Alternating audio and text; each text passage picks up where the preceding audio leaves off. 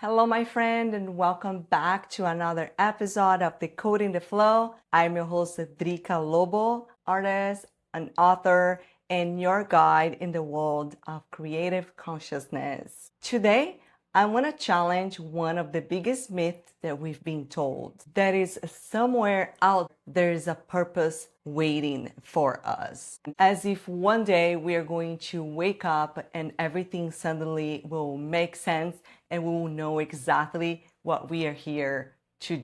From my very life experience, I don't really think it works this way. And I really believe that it may be one of those things that keep us stuck. I remember for so many years, I was trying to find my purpose, and I would spend hours and hours journaling to find something that was bigger than myself, to find like a phrase that will define exactly what I'm here to do. And I'm so glad that I gave up of that attempt to define what my purpose is. So let's dive in, and hopefully by the end of this video, you are going to change your mindset related to your purpose. And this video is not only good if you think that you found your purpose, or if you feel lost a little bit and don't know what direction to take. So stay with me and let's go. This idea about finding your purpose, it has just been showing up everywhere for me. As you may know,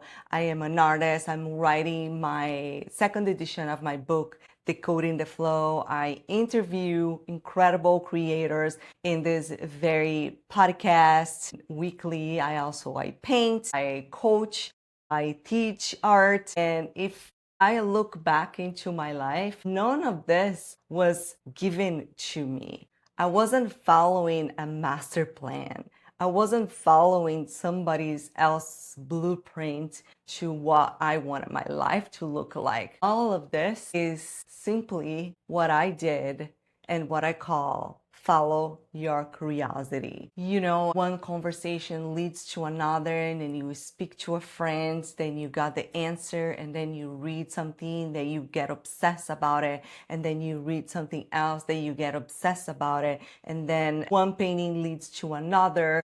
Like, life is this self-discovery, this self-pace of discovery, simply if you are open enough to follow your curiosity. And looking back, if I would have to map out everything that I do today, that it is related to my purpose, I would never be able to have the life that I have today. I would never be able to map exactly the things that I needed to do in order to live a purposeful life. And then the more I study this, and the more I write it, and the more I journal about purpose, the more I understand that purpose is not something that you find, it is something that you explore. I always mention about this spiritual teacher over here. His name is Bashar. I don't know if you have heard of him, but it doesn't really matter. But one of his teachings, it's one of his principles, which he says,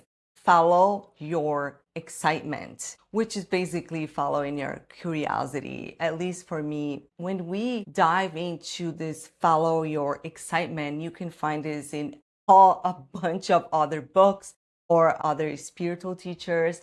You know, follow your flow, follow your bliss, follow your dharma. There's all these different names, different studies mentioned, but they all saying exactly the same thing. So going back to Bashar teachers, because he's one of my favorites and he speaks so clear, it's very easy to understand.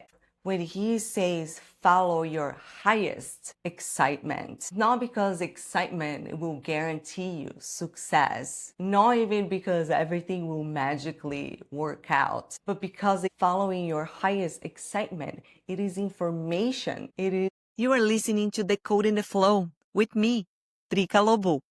If this conversation is inspiring you, take a moment to follow the show and share it with someone who is ready to live more creatively.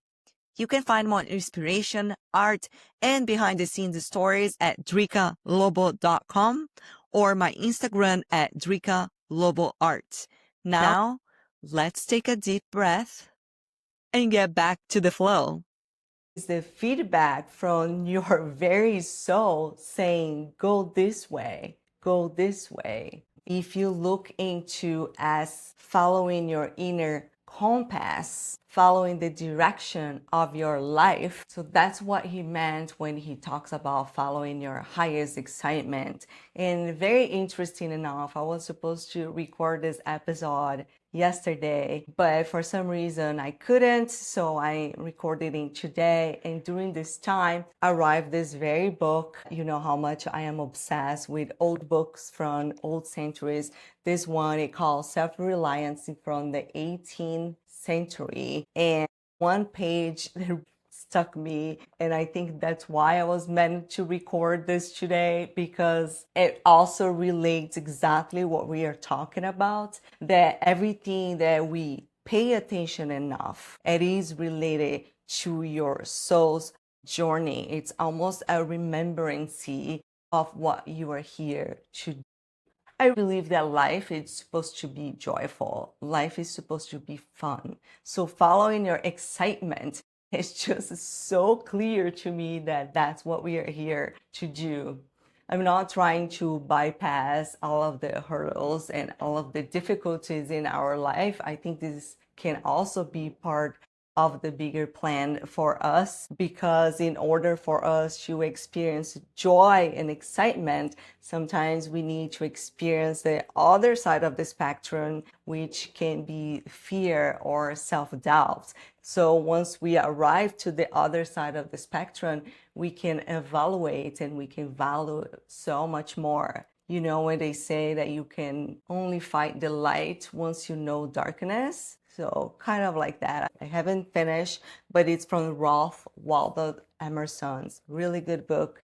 And like I said, interesting enough, it's talking about exactly what you're talking today. So I thought that was very interesting and I wanted to share with you. So going back to Bashar teachings, and here what I think most people misunderstanding of this idea of following your highest excitement. When he talks about following your highest excitement, he's not talking about chasing pleasure, although this can also be really good, but it doesn't mean that you are only chasing pleasure and avoiding the hard work. You know, it doesn't mean that you're only doing things that feels good or feels comfortable. On the contrary, the most meaningful things that I did in my entire life, it was also the most terrifying to me. Even recording this podcast, starting this podcast, moving to another country, learn a completely new culture and new language, living a 15 years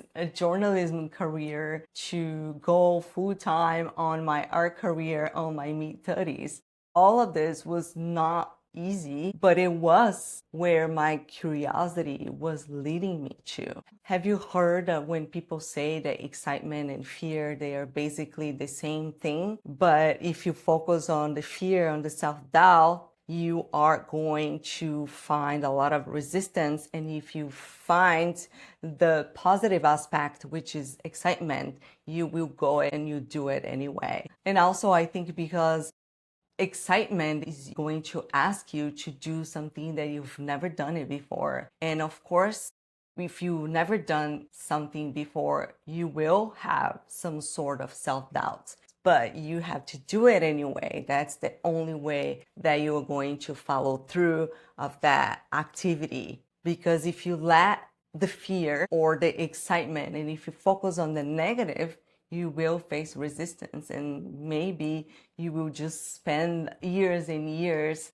not doing the thing that you're here to do, simply because you didn't open yourself up for this fear to become the most exciting thing. But here's one of the most important part of the Bashar teachings is not simply following your highest excitement. He go on and say, to the best of your ability, with absolutely no insistence in the outcome. Okay, I'm going to repeat that because this is the most important part of the whole teaching. Follow your highest excitement to the best of your ability with absolutely no insistence on the outcome. And that's what I think most people misunderstand, because it changes everything. How many people that you see, they're following something because it will make them more money, or they're following something because somebody else had certain success, so they're expecting the same thing. Like how many people, myself included, sometimes will follow what is shining in the horizon, something that people are doing it that's working, and that's what usually people tend to go. And if you are having success and if you are happy doing exactly that, go for it. I'm not saying that this is wrong or this is right. I'm just trying to dive deep into our highest life work that is connected to our soul's purpose. So there's a little difference in there. So next time you have an idea, next time you want to dive into something that you're really passionate about, think it, stop. And that's exactly what I do. I think and I meditated about it, and to really see if I am following my excitement or am I following an invisible expectation. Just think of that. That may be really helpful. Another thing that may be stopping you is you need to see the full picture before you start doing something towards that direction. And this is one of the biggest things that stop people from moving forward. It is that guaranteed results. How are you supposed to have a guaranteed result if you barely even started? I see this as almost like when I'm painting a canvas. When I'm painting a canvas, I may have an idea what I wanted to